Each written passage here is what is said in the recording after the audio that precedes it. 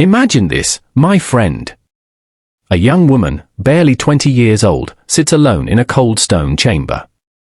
The heavy door is locked. Armed guards stand watch outside.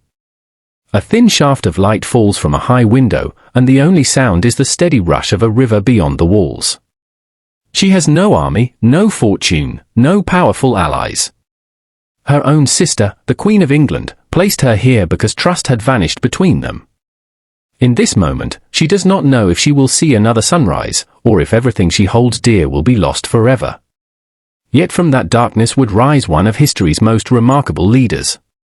Her name was Elizabeth, and her journey reminds us that the greatest strengths are often forged in the quiet fires of hardship, patience, and unwavering resolve. Let's travel back to the England of the 1500s. It was an age when kings made the rules, commanded the armies, and shaped the future. Most people believed a woman's place was to marry wisely and support the men around her. Very few imagined a woman could guide an entire nation on her own. But Elizabeth would challenge that belief with every chapter of her life. She entered the world in 1533 at a grand palace near London.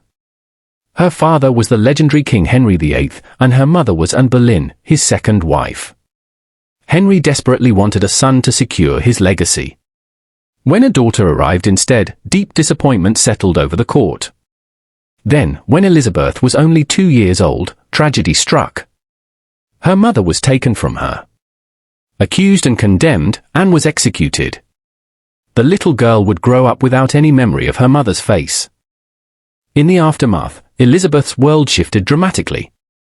The king declared her illegitimate, removing her from the line of succession. Once a princess, she was suddenly set aside, living far from the center of power in quieter country homes. Yet even in that isolation, something powerful was taking root.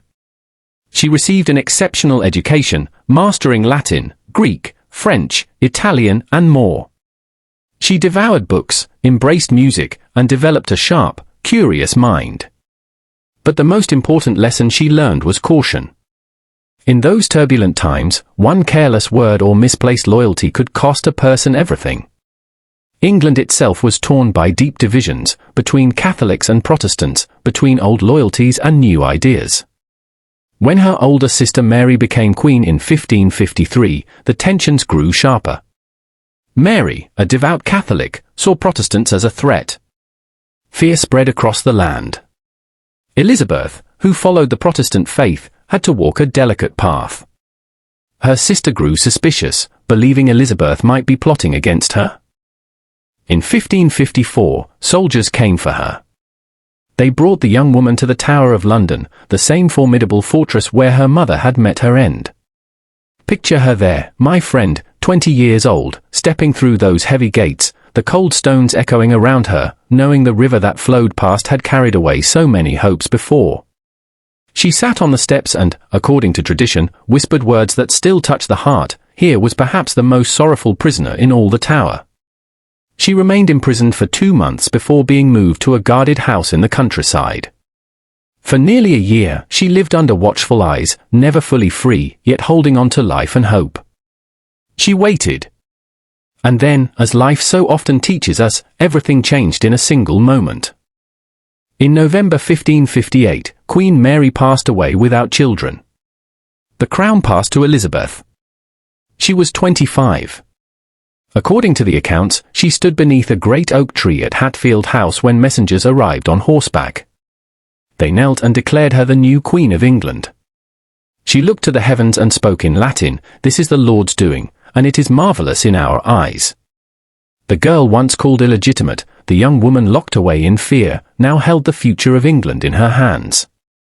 On January 15, 1559, she rode through the streets of London for her coronation.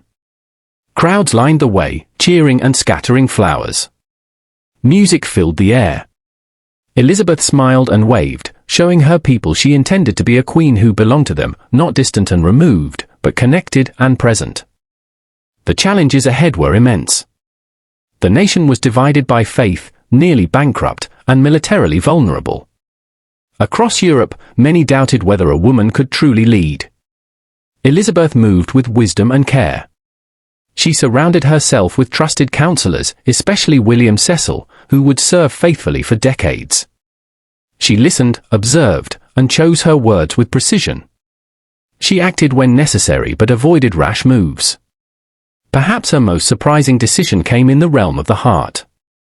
From the beginning, everyone urged her to marry. A husband, they believed, would provide strength and produce an heir. Foreign princes arrived, danced, wrote letters, and hoped. Parliament pleaded. Yet Elizabeth gently but firmly refused them all. She had seen what marriage had cost her mother and how it had influenced her sister. Instead, she made a profound declaration: she was already married to the Kingdom of England itself. She became known as the Virgin Queen, and she wore that title with dignity. By keeping suitors hoping, she also kept potential enemies at bay. It was not weakness. It was strategy born of hard-won experience. The greatest test arrived in 1588. King Philip II of Spain assembled a mighty fleet, the Spanish Armada, more than 130 ships strong, carrying thousands of soldiers. He intended to invade England. As the massive fleet approached, fear rippled across the land. But Elizabeth stood firm. She donned armor, mounted a white horse, and rode to Tilbury to address her troops. In words that still echo through history, she told them, "I know I have the body of a weak and feeble woman, but I have the heart and stomach of a king, and of a king of England too." Her words ignited courage. That night, English forces sent burning ships into the Spanish formation, sowing chaos. The Armada's tight lines broke. English vessels, smaller, faster, and more maneuverable, pressed the attack. Then nature itself joined the fray as fierce storms battered the retreating Spanish ships. Against all expectations, England prevailed. A small island nation had turned back one of the mightiest empires of the age. The victory marked a turning point. England stepped into a new era of confidence and energy, often remembered as a golden age. Explorers like Francis Drake sailed around the world, and efforts began to establish English presence across the seas. In London, a brilliant playwright named William Shakespeare began crafting timeless works, stories of love, ambition, and humanity that Elizabeth herself enjoyed and supported. The English language itself blossomed during her reign, gaining new beauty and reach. Elizabeth guided her nation for 45 years, the longest rule England had seen at that time. She brought stability where there had been division and pride where there had been doubt. In her later years, she faced the quiet pain of loss as beloved advisors and friends passed away. The palace halls sometimes felt empty, and the crown grew heavy. Yet she remained devoted to the country she had chosen above all else. In March 1603, at the age of 69, Elizabeth's remarkable life drew to a close. She named James of Scotland as her successor. The Tudor era ended, but the England she left behind was transformed, stronger, more confident, and culturally vibrant. My friend, stay with me. From a child stripped of her mother and title, to a young woman locked in fear, to a queen who chose her nation above all else, Elizabeth rose through intelligence, patience, and courage. That same spirit lives in you. Every time you sit down to learn, whether a language, a skill, or a story from history, you step into your own tower. The walls may feel high and progress slow, but remember, she was told she wasn't enough, yet she proved everyone wrong. You are doing the same.